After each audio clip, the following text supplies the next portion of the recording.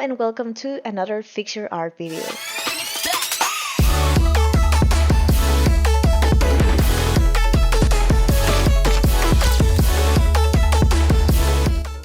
This is a little bit different from what I do, but I tried my best. This is the first time we are doing a video with me talking. It's a little bit complicated for me, but I really want to make sure you guys have the most clear information as possible. So please leave us some feedback that we can use to know if this helped, if you prefer the last format and such. In here, my patrons send me amazing art pieces they make and request some feedback. This time, we are reviewing PillowKnight art piece. That's the one you can see here. In this occasion, they were aiming for manhwa style, and they requested some feedback on it. For this art piece, I had to do a little bit of studying. So first, I prepared my file with the references and the old picture and a copy of the old picture. I decided to make my small research based of two different manhwa style pictures.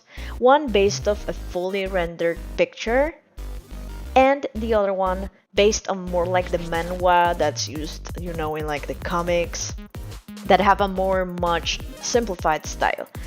It's important because simplified styles also tend to make the characteristics that make manhwa style what it is. So both references were really useful for this. Now that I'm talking about characteristics, I did like a few days studying, checking on the main things that I see that repeat on multiple pieces.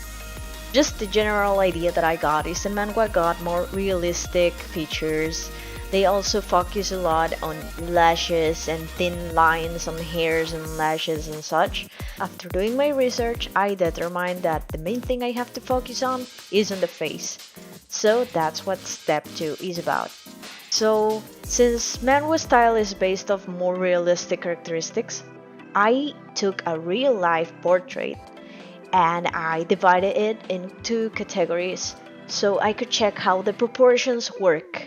Then I compare it to the original drawing to see if they match with those real proportions. Then I place the real life image on top of the drawing so I can compare if the mouth and chin is completely different from a real life portrait. So that's what I wanted to work on first. Something I also noticed was the eye position according to the forehead is also quite different from a real life portrait.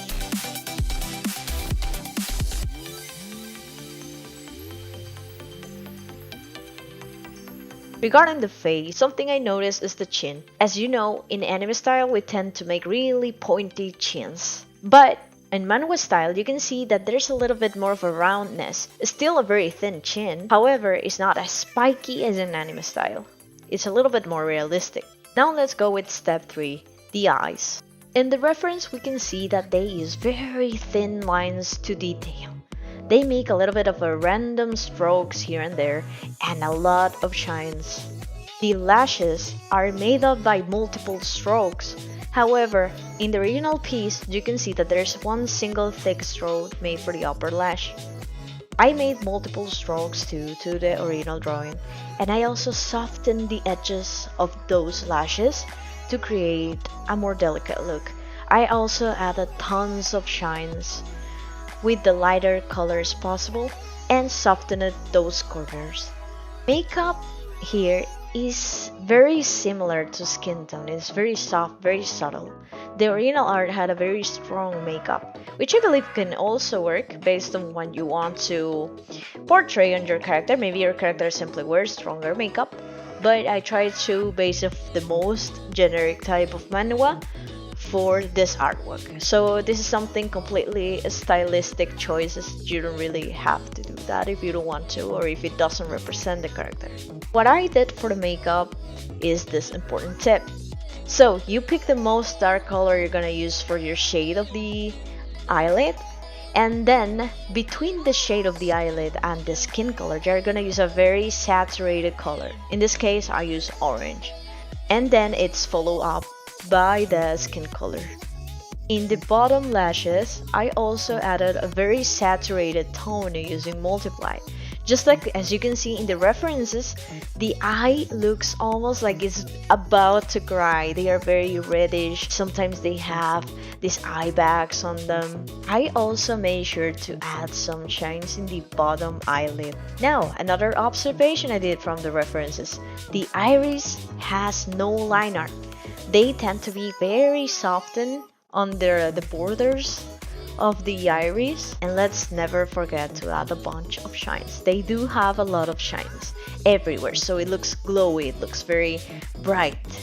In this part here, I lower a little bit of the line of the hair to make the upper part of the head have a little bit more volume. Here comes the step 4, shading.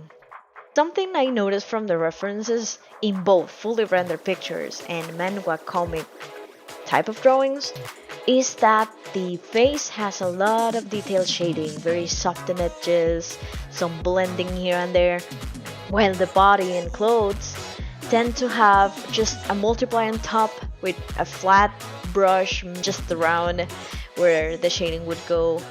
This shading with multiply technique, you can also learn about it on my Patreon tutorial.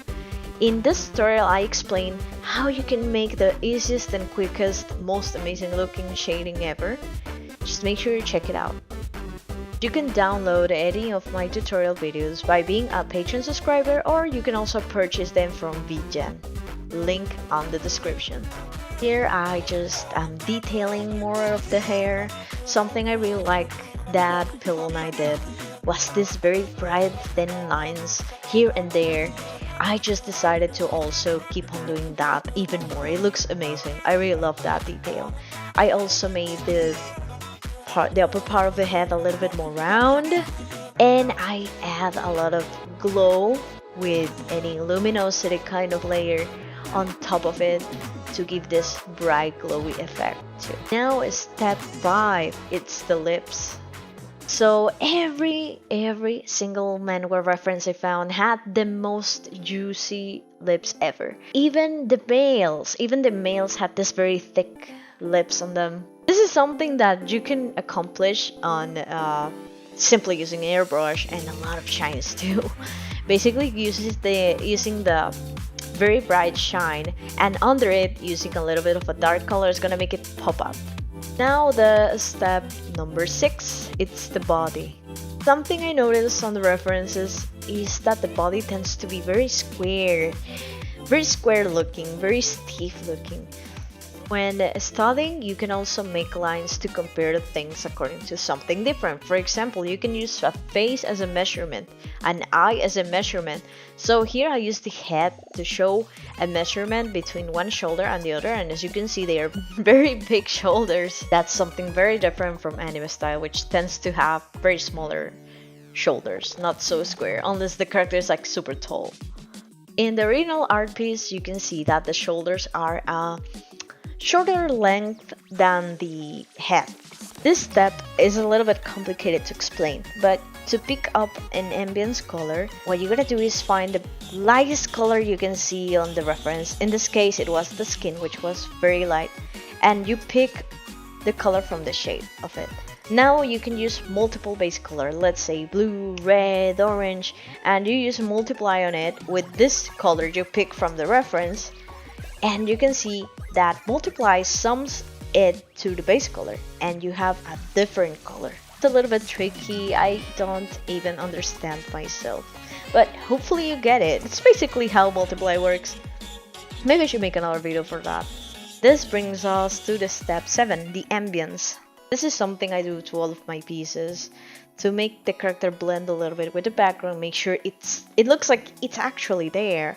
I make an ambience color, which I use multiply on top of it, and then I erase where my light would hit. In the references, you can see that's a very light color and very strong light source, so we're gonna do the same thing with multiply, and then we're gonna do the lightning with an opposite step, that's adding the whole glow and then erasing where the shades would be. I call this technique reinforce because you're reinforcing your shades to look even stronger and having a higher contrast. Let's not forget to add shines everywhere, everywhere, everywhere. Even the hair, in the lips, in the eyelash, in the iris, just everywhere. You can even add it on the cheeks. Whatever you can think could go some shines, you just do it. Just a little bit more of adjustments I did here and there. You know, just flipping the canvas shows you something completely different from what you were working on. And I adjust the nose to look a little bit more realistic. But honestly, PillowKnight did really good. I can really see that there was a studying behind this piece. I noticed some features from the manhwas that were already in PillowKnight's piece, and there is a lot of what I said that is simply stylistic choices and personal taste, but hopefully it helps to give even more ideas for your future pieces. Thank you so much for submitting your art and trusting me to make a redline of it. If you guys also want your art to be redlined and shown in these videos, I make it for my patrons, and I really hope to receive more submissions. So make sure you join the Discord channel, and just you can submit sketches, you can submit fully rendered pieces, you can submit backgrounds, and just let me know what you would like some feedback on, and I'll do my best. For the ones that are subscribed already, please do submit your pieces. People are really loving these videos. I really enjoy making them. So, well, I'll see you on the next Fix Your Art video. Thank you so much for watching. Bye.